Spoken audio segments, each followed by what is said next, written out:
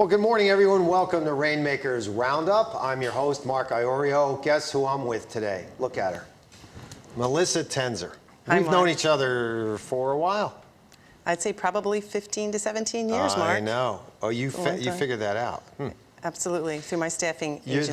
You're the CEO of Dress for Success. I mean, it's a great organization. You've done an incredible job. Your energy level is incredible. I think it's the Italian part, right? Isn't it? You're always moving. I mean, you're always doing using something. my hands. Listen, you had an incredible career prior to becoming the CEO of Dress for Success, Melissa. What was that transition like? Going from running your search firm to now running Dress for Success.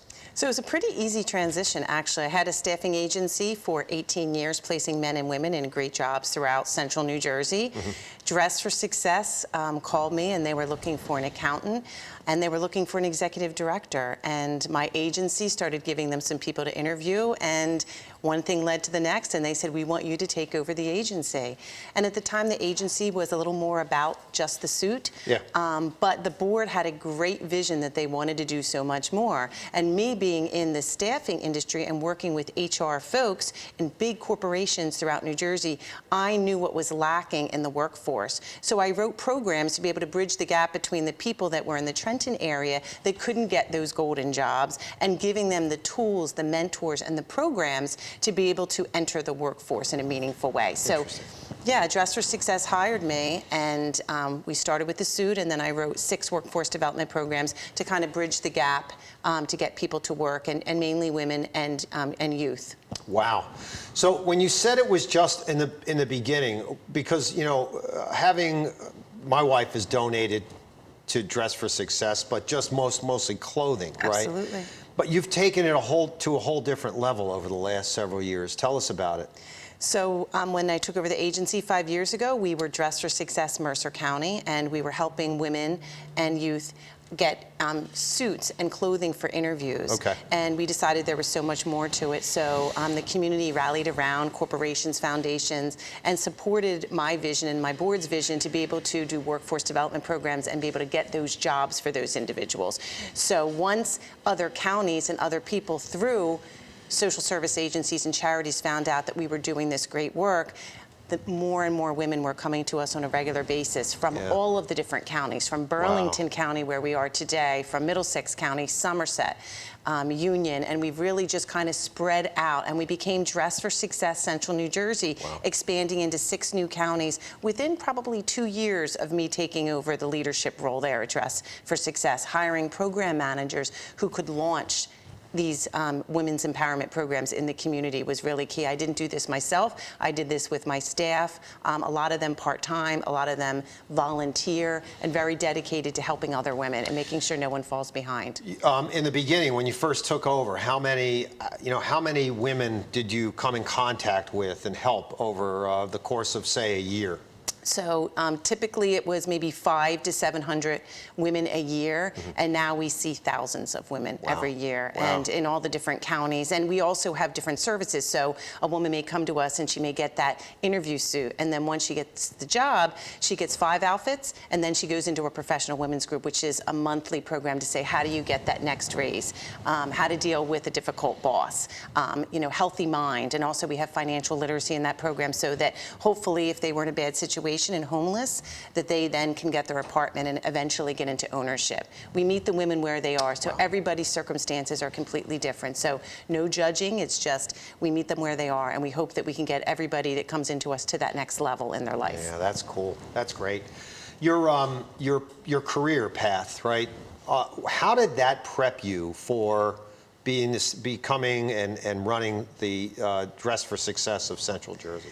So when I ran my agency for many years and did a lot of fundraising in the community, a lot of other nonprofits recognized that I had a gift to interview or to fundraise or to be in that leadership role. So I worked with Eden Autism Services, I worked with Enable, doing fundraising for them and doing their 5K races. When they asked me the first time, I said, you know, I'm not somebody that can do the course. I don't like to sweat, but they said, you'll get all the volunteers and get everybody rallied around. You'll do all the fundraising. You need to chair this event. So that was many years ago. In the first year, we raised $30,000. And to this day, the race is still going on, and I still volunteer with my friends and my daughter, and it raises over $220,000 now. So when I was one of the first race directors, along with a couple other people, Jerry Fenley, who you know, and Kurt Emick, and the three of us really made something big of that. And I realized that my schedule was filling up with Mercer County Community College Scholarship Foundation and raising funds with a lot of nonprofit work. And my agency was supporting it, but my drive of helping other people in need became more important than making money. And that's when I saw that turn in my career. And people were recognizing it. People were saying, what's your next step in life? You're not going to run your agency. You're going to be doing something even bigger. And that sort of led me to this career path. That is pretty cool. That's very cool. Where does that drive come from? That passion come from to, you know, get up in the morning and when your feet are planted on the floor, what drives you to do what you do? Because you're affecting and impacting so many lives out there, Melissa, that, you know, it's heartwarming to see one person with all this energy do all these things. Now, I know, believe me, I realize that it's you, your staff, and then all these other agencies that you, a part of them that you mentioned. Where's the passion and drive come from?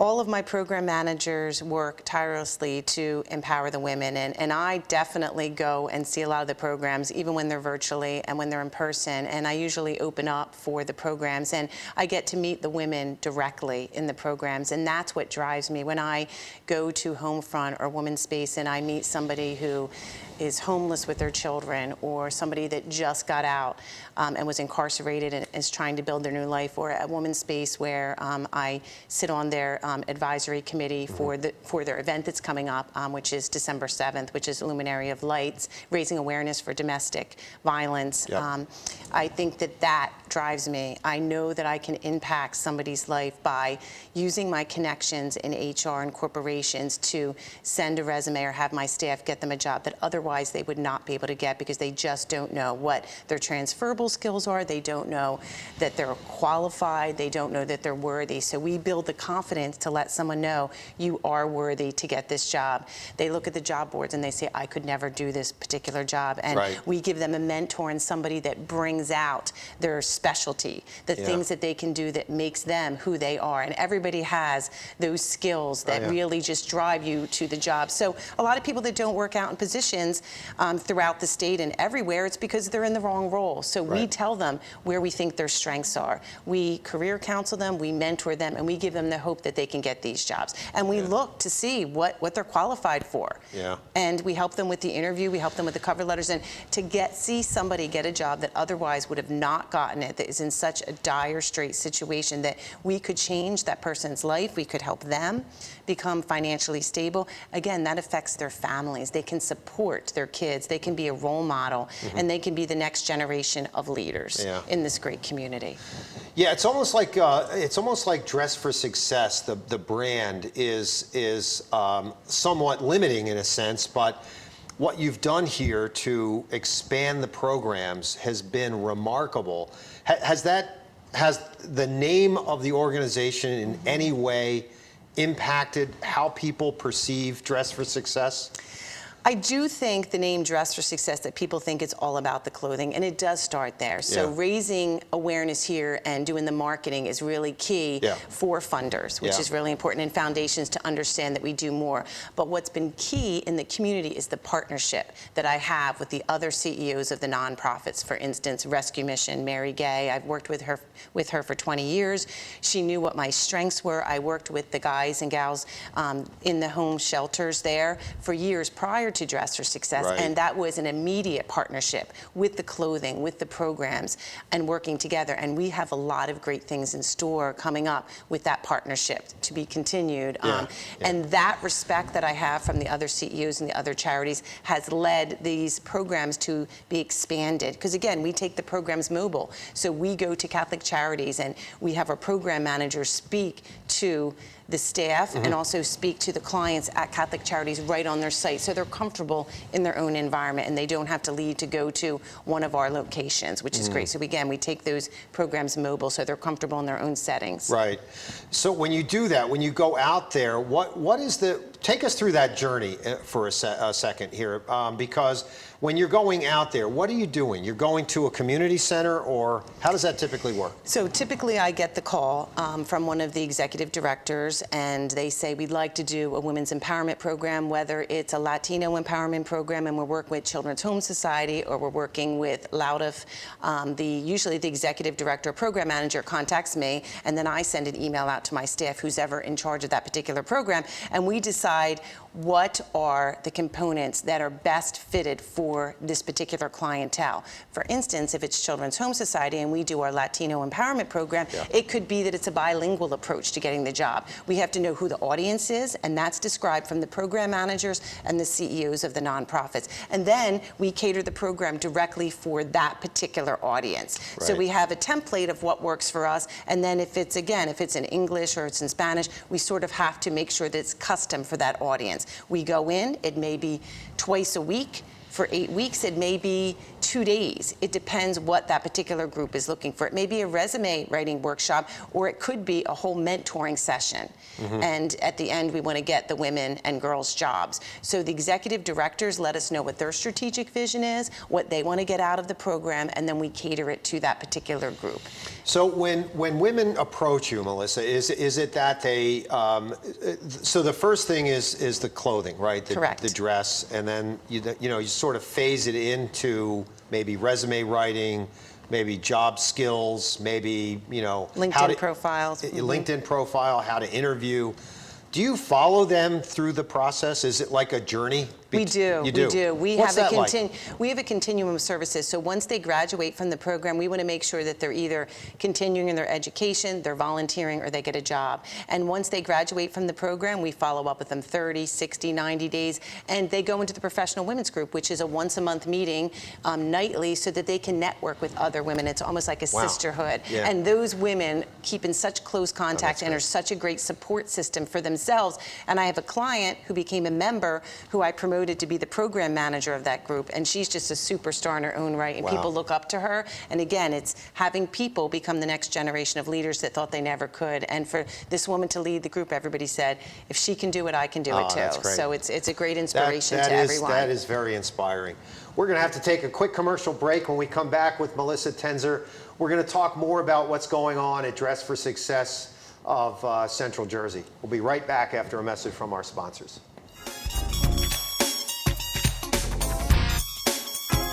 I'm going to talk a little bit about my career and about the empowerment of women and how these programs have impacted the community in general. My career started, I guess, 20 years ago, owning a woman-owned staffing agency in the state of New Jersey. And I was quite young when I opened it up and really didn't have any money to start my business. And I had this really kind of broken down townhouse where I took a little loan against it to open up a staffing agency in Princeton with very high rent, and people thought I was crazy. They said, you can barely afford this rent.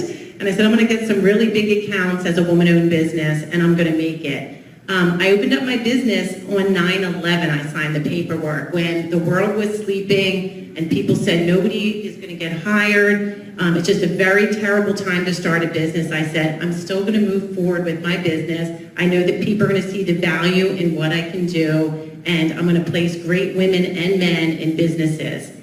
I'm going to talk.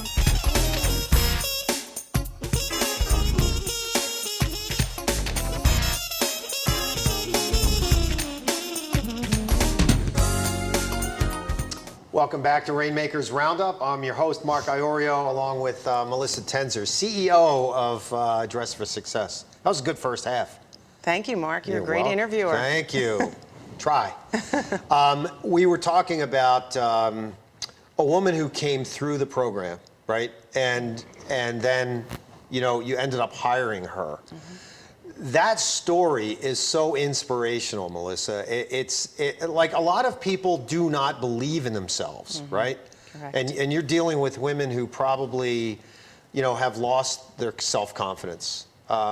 What's it like to watch that process? That transformation for this woman was unbelievable. When I called her into my office, she didn't know what to expect. And when I told her she was going to run the professional women's group, she said, "Me? Why? I can't do this."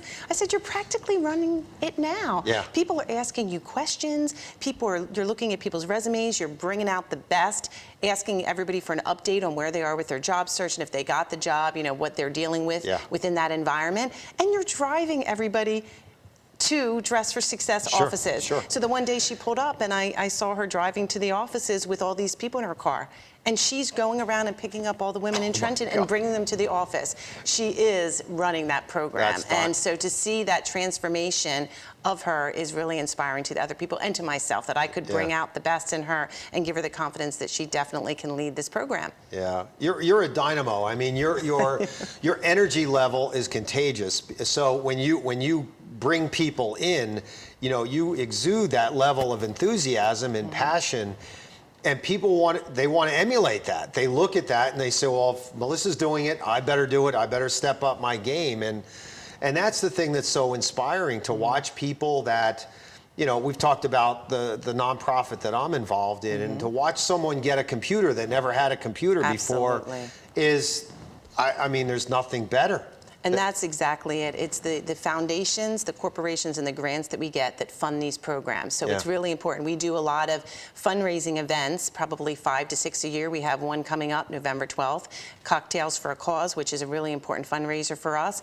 And it's we're calling it a whole new world, because now that everything is virtual, we're still continuing with programs, but our impact in the community is even more, because we can put on more virtual programs weekly than we could regular programs because of the spacing, which is unbelievable. So we are doing double the programs, and this year alone we're probably seeing 20 to 25% more women than we have in the past, even during the pandemic, which we're really excited about. And we're able to diversify what we're doing in the programming and have it's something for everybody. We have something for everybody. You know, you mentioned that too, because during this pandemic, I mean, I'm sure there's been a lot of talk about mental health, about, you know, domestic violence. There's all kinds of things that people are dealing with that they normally wouldn't deal with because they were getting out of the home. So are you seeing an uptick there as well? We are, and they are some of the programs that we've implemented. Definitely, we work with women's spaces, I mentioned. We have healthy living, and we have mental health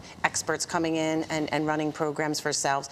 And it's been a change, it's been a shift, because people are stuck in their house, and there's a lot of depression, and there's a lot of, you know, people that maybe were, you know, recovering. They're in the house for weeks on end, and it may reoccur for them. So there's a lot of issues that we're dealing with our women, and we keep tabs on it, and we keep in contact with the other agencies to make sure that the women know there's a place to come. And we've been open now probably for 8 to 10 weeks. We're doing suitings, we're doing our inventory sales, but we're doing it very differently. We're doing it by appointment only. Where in the past, people could come in by appointment, but there would be many people in the boutiques at one time. And now it's really strategically scheduled from 7 in the morning till 7 at night. And that way, it's spread apart. It's spread out, and again, the cleaning services is a whole nother component of it. We have to have a service come in every night to clean and to be able to disinfect the clothing, just like you do when you go to a retail store. You can't go into the dressing room. We have a whole new strategic vision and cycle that we have to follow for the pandemic to make sure that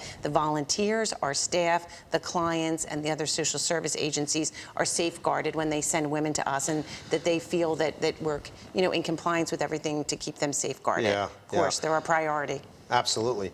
We have some pictures we want to show, but before we do that, right before we do that, share a case study with us. You'd mentioned this woman who came to you, and she was part of the program, and then you eventually hired her. Share another, something that you're really proud of.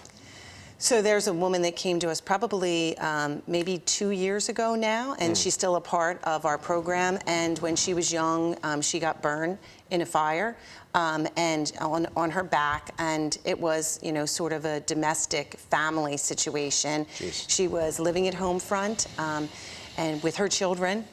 Homefront and Dress for Success together rallied around this woman. She got her GED. She ended up taking nursing classes because she was in a burn victim, and she wanted to help other burn victims. So we were able to connect her with courses. She was able to get that GED. Wonderful. We ended up putting her in a Designing Your Future program, which Nancy Musco, who is a nurse, runs for us. They completely bonded. Nancy was her mentor, and we ended up getting her a job in a medical office. She got out of Homefront. She is now away from her partner, who she obviously had, you know, domestic abuse issues with. She just has a new boyfriend now and just had a baby, and she is, you know, at a great level in her life. She's positive. She now is, you know, working and enjoying her family. And so we're so proud of women that still continue to come back to us. She comes to the Professional Women's Group. She keeps in touch with us. And once you become a part of the Dress for Success Central New Jersey family, we never let you out. We keep in touch with you. We're there for anything you need. If you lose your job and you need to go into a different program because you're changing your career, you go into the Career Center. Now it's more virtual, and we will make sure that we meet you where you are, and the expectations are set, what you can do for yourself to be able to get to that next level and to be able to support your family and be a healthy person in your life, even during the pandemic. Great story. We got some pictures, photos we want to share with our audience, and have you explain those. So this is a backpack drive that we did for back to school with Jewish Family Services, another partnership we have. Great. And this is at Loudif in Trenton, and people were lined up to get those backpacks. So we really thank the partnerships that we have out there, that people get us involved in a lot of fundraising, and our board helps, and the community at large. So this was, you know, a drive that we did, and this is us giving out the supplies and the backpacks. Yeah, go to the next one. How about this one? This here is corporations do very large drives for us. So this was a corporation that did a huge clothing drive. Matter of fact, it is, I believe it's J&J. And each and every week we have huge corporations, 10 to 15 corporations that within their organizations raise funds, and they also do backpack drives, or they do clothing drives or accessory drives, shoe drives for us, and then the corporations ship them into one of our locations. So that's some of the boxes from a corporate clothing drive. So if any corporations want to support us, do a drive within the organization, especially during the holidays.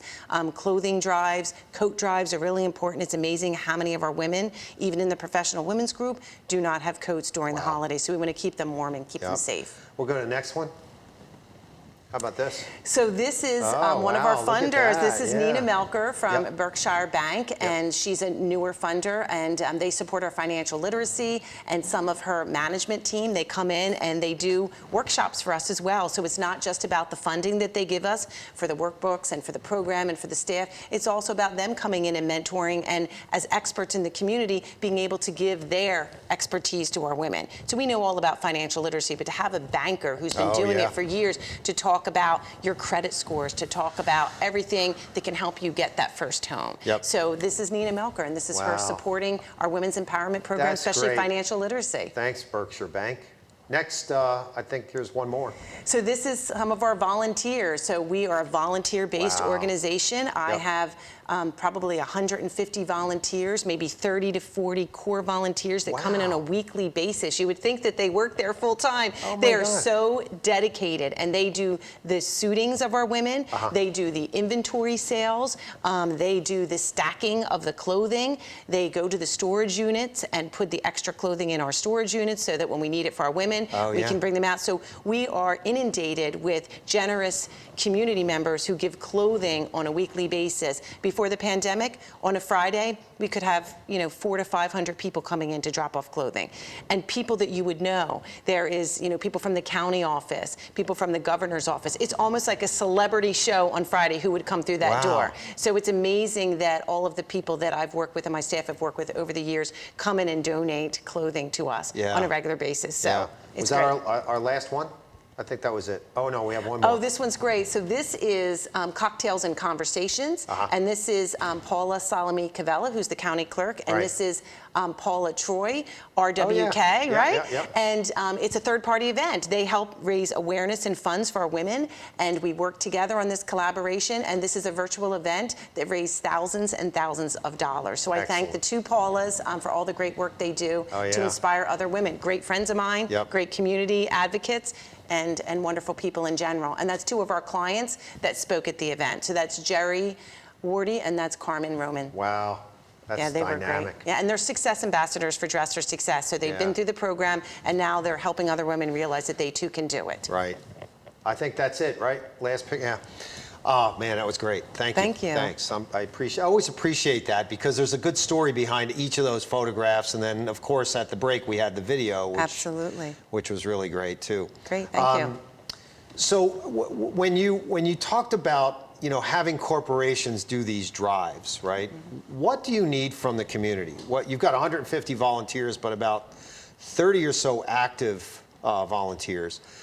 When have the viewing audience between you and I, with all the people that we know in Mercer County and the region, there's going to be a lot of people watching this. Great. Right?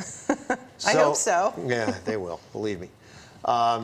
We get about 48,000 viewers on the show a month. Great. So there'll be a lot of people watching. Good work, Mark. What kinds of things do you need help with? So definitely donations, but I think individual giving is really important to us. I think if somebody comes in and they donate, if they gave a couple dollars for our Women's Empowerment Program, it's great. Raising awareness so that corporations and other people know that we're worthy of the money and the funding. It's always about the funding, really, to be able to continue our nonprofit. The affiliate is really local. The worldwide's wonderful with, the template of what the vision is and what strategically Dress for Success does. But every affiliate's separately funded. So all of the dollars really come directly from individual giving, from corporations, and from the fundraising that we do. We don't have any government contracts where we're funded in that way. So we start out the beginning of the week with no money coming in until a donor or somebody that comes in on Friday and donates a suit and gives a couple dollars. Also attending our events. We have many events. We have Cocktails for a Cause that's coming up on November 7th. It's virtual. But last year at our event, we had 500 people in person, and that raised a lot of money. We did a fashion show, and I had a lot of community members who were going down the runway. We did it with Lord and Taylor, and it was celebrity ushers.